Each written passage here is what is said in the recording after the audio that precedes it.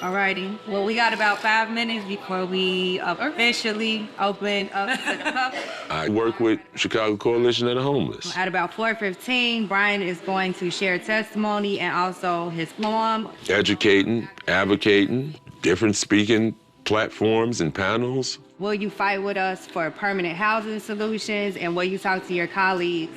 Right now, I'm doing advocating work for Bring Chicago Home. That's a proposal to generate a revenue stream to help expand our voucher system, provide permanent housing. Thanks, everybody. Along with providing wraparound services to help individuals keep their permanent housing. How are you?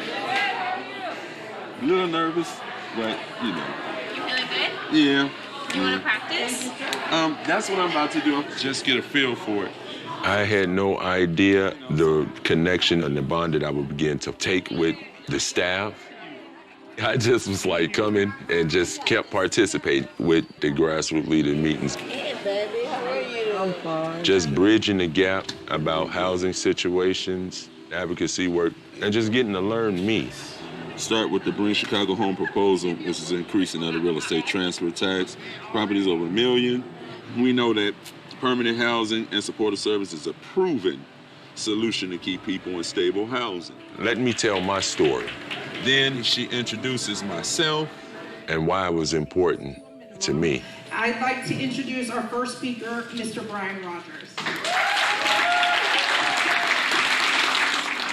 I'm here today to share with you the experience of homelessness from the point of those individuals who have been formerly incarcerated.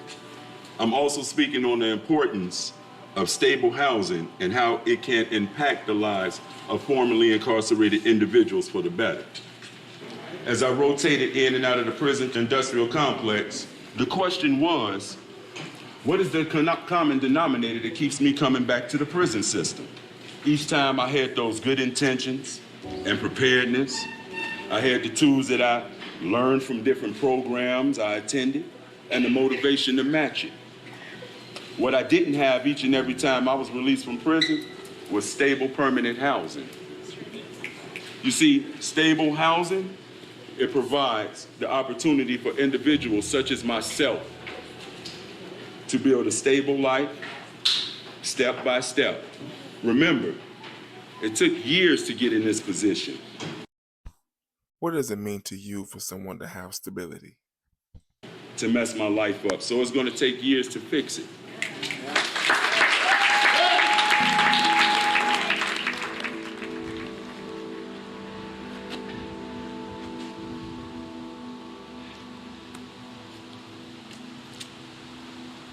Wow.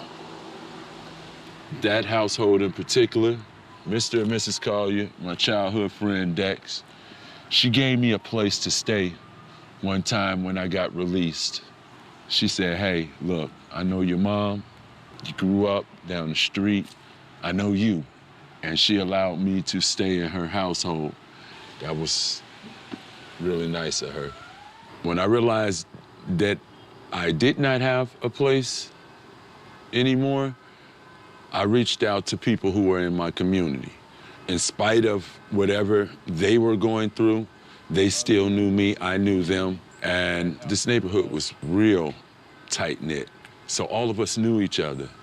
They knew my situation, what I was experiencing, and they would rather see me there than actually just flat out on the street. So I was grateful for that.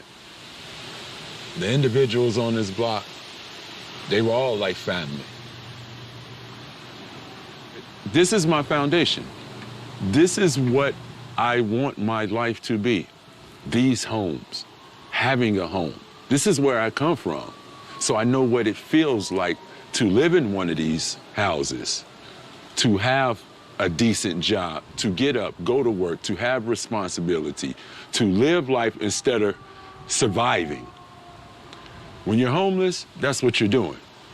There's not much room to live.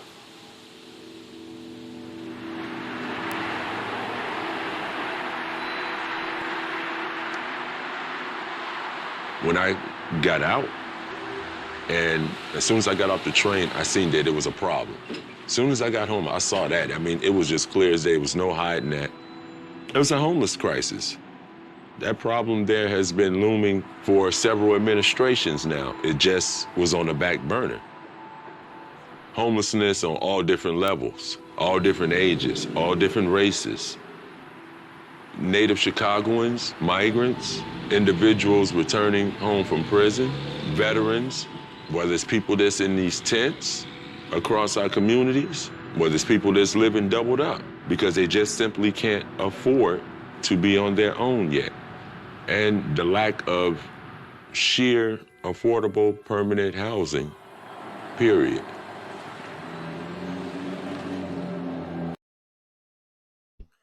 This video raises questions, and I need for you to be extremely honest in the comments when answering them. And just so you know, I have 3 questions. Number 1, what do you think of when you hear someone say they work with the homeless? Number 2, who would you like for me to do a video on next? And number 3, what are your thoughts about this video? Please share them in the comments. Please be honest when answering these questions. Share this video with anyone you deem necessary. And don't forget to like and subscribe to the channel.